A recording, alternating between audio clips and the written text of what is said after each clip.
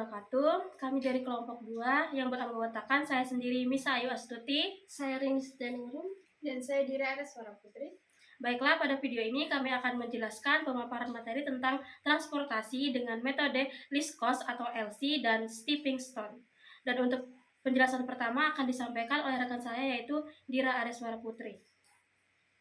Baik, selanjutnya saya akan menjelaskan persoalan yaitu tentang suatu perusahaan minyak kelapa yaitu PT BIM Borneo Indah Marjaya mempunyai 3 pabrik di 3 tempat yang berbeda, yaitu pabrik Astra, pabrik Bima, dan pabrik Palma dengan produksi masing-masing 90, 60, 50 ton per bulan.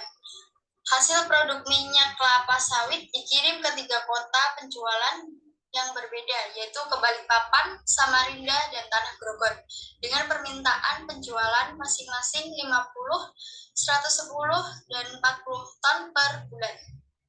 Dari persoalan tersebut dapat kita ilustrasikan sebagai berikut. Biaya pengiriman dari pabrik ke kota penjualan, pabrik Astra ke Balikpapan, yaitu dengan beban biaya 20, dari pabrik Astra ke Samarinda yaitu dengan beban biaya 5, dari pabrik Astra ke Tanah Grogol dengan beban biaya 8, dan jumlah produksinya adalah 90.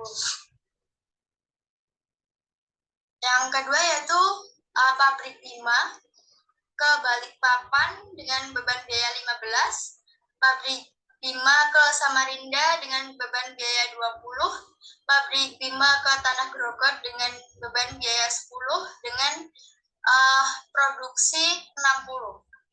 Yang ketiga yaitu pabrik Palma ke Balikpapan dengan beban biaya 25, pabrik Palma ke Samarinda dengan beban biaya 10, pabrik Palma ke Grogol dengan biaya 19, dengan produksi 50. Dengan permintaan dari Balikpapan itu 50, Samarinda 110, Tanah Grogol 40, dengan produksinya yaitu 200. Nah, dari ilustrasi tersebut, bagaimana cara perusahaan mengalokasikan pengiriman minyak kelapa sawit dari ketiga pabrik ke 3 kota penjualan agar biaya pengiriman tersebut minimum.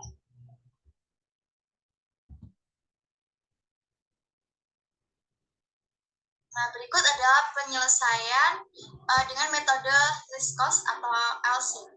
Yang pertama yaitu kita menentukan dari kotak ini beban yang paling kecil atau beban yang paling minimum, yaitu kan 5.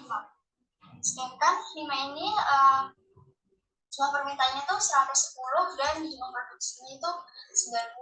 Makanya kita pilih angka yang paling minimum, yaitu kan 90. Nah, untuk yang kedua atau beban kedua yaitu kan 8. Tapi untuk PT Astra ini kan sudah memenuhi jumlah produksi. Jadi ini kita abaikan saja atau kita coret. Untuk langkah selanjutnya yaitu kan untuk yang beban ketiga ini karena 10 ini ada 2, jadi kita tulis yang ini dulu. Dengan permintaan 40 dan jumlah produksinya itu 60. Jadi kita pilih yang paling kecil, yaitu 40. Nah, selanjutnya baru yang ini. Karena di sini tadi sudah dipenuhi 90, sedangkan permintaannya itu 110, maka di sini kurang 20. Berarti di sini sudah habis. Untuk beban selanjutnya yaitu kan 15. Sedangkan permintaan dari Balikpapan itu 50 dan jumlah produksinya itu 60. Sedangkan di sini sudah dipenuhi 40. Berarti di sini itu kurang 20. Nah, untuk beban selanjutnya kan 20, tetapi 20 ini kan sudah dipenuhi jumlah produksinya. Jadi ini kita abaikan. Ini juga kita abaikan karena di sini jumlah permintaannya sudah terpenuhi. Nah, selanjutnya yaitu yang 25.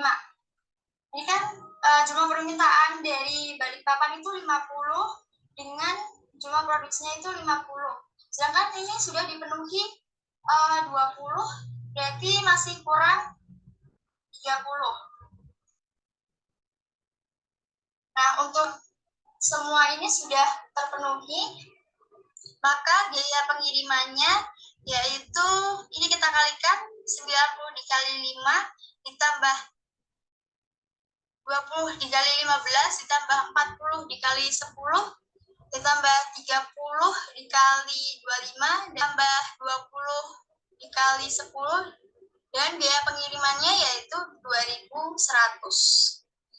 Materi selanjutnya akan dijelaskan oleh Mbak Nisa. Baik, untuk selanjutnya saya akan menjelaskan langkah kedua yaitu stepping stone. Untuk stepping stone ini kita ambil tabel hasil dari LC atau list cost sebelumnya, di mana ini berada tabelnya. Untuk langkah stepping stone itu ya merupakan langkah lompatan. Terus lompatannya itu harus yang ada nilainya. Dan untuk rotasi berputarnya itu plus minusnya itu tidak harus 4 saja begini, bisa juga dari misalnya dari sini 8 sini seperti itu. Dia tidak harus hanya 4 kali lompatan. Yang penting tidak boleh diagonal atau harus lompatannya itu harus kolom dan baris. Oke, selanjutnya saya akan menjelaskan bagaimana cara lompatannya. Langsung aja kita lihat di sini kan yang kosong pertama yaitu baris pertama kolom pertama, di mana lompatannya itu seperti ini, plus min plus min. Nah, untuk langkahnya itu kita lihat ininya kita jumlahkan ya, di mana 20 dikurangi 5 ditambah 10 lalu dikurangi 25, maka diperoleh hasilnya itu 0. Untuk selanjutnya kita lihat yang kosong yaitu baris pertama kolom ketiga, di mana lompatannya itu kita mulai dari, kita hapus dulu ya yang sebelumnya. Lompatannya itu kita mulai dari sini, plus min plus min plus min dan balik lagi ke sini. Maka untuk penjumlahannya 8 dikurangi 10 tambah 15 dikurangi 25 ditambah 10 lalu dikurangi 5, maka diperoleh yaitu min 7. Selanjutnya kita lihat yang kosong yaitu nilai baris kedua kolom kedua, dimana untuk lompatannya terus dulu ya biar tidak keliru.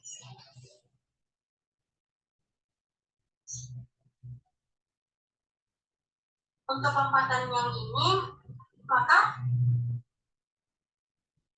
plus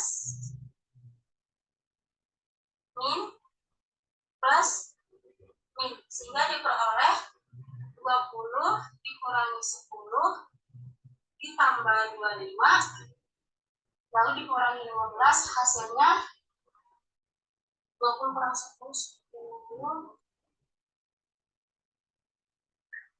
maka diperoleh 20. Selanjutnya kita lihat yang kosong selanjutnya yaitu baris ketiga kolom ketiga, dimana untuk lompatannya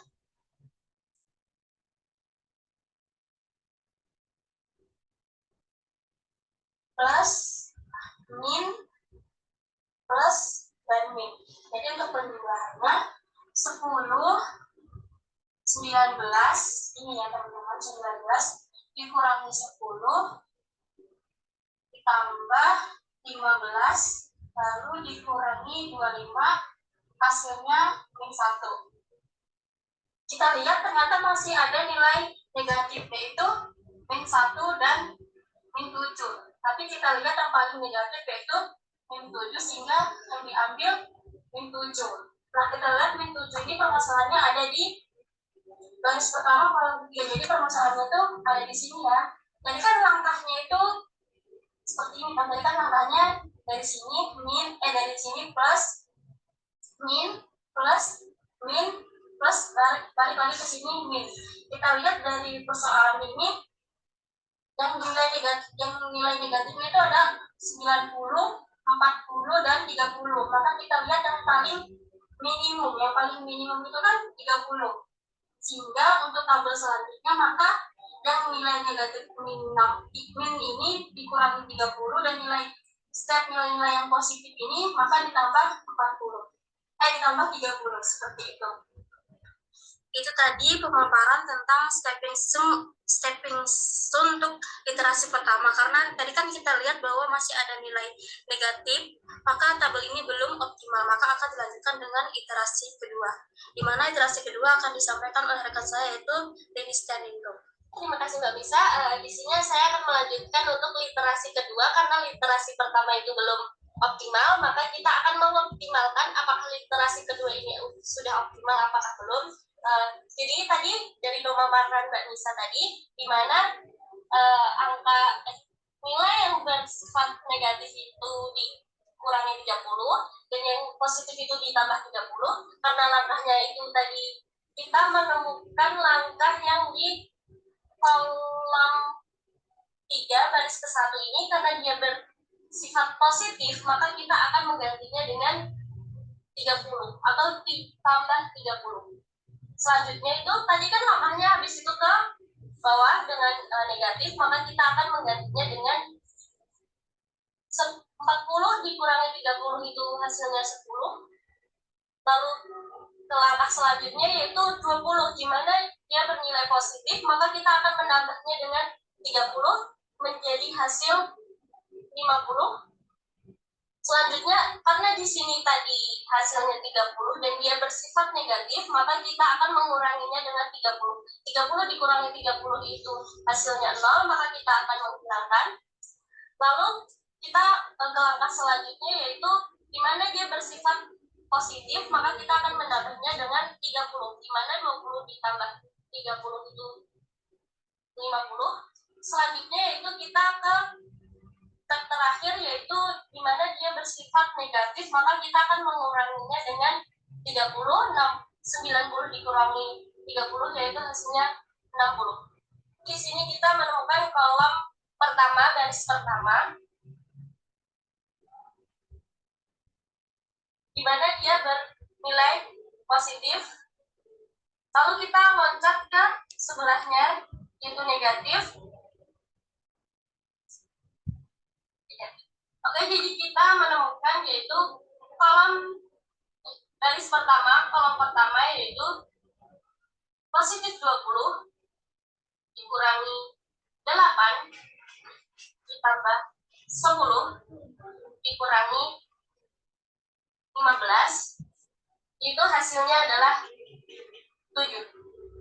Kita lanjut ke kolom selanjutnya yaitu kolom garis kedua, kolom kedua. Oke, kita hapus dulu ya.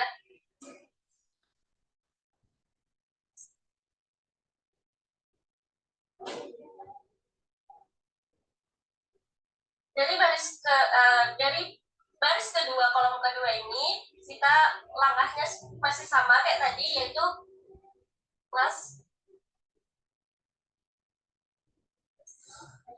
Kita menemukan yaitu plus 20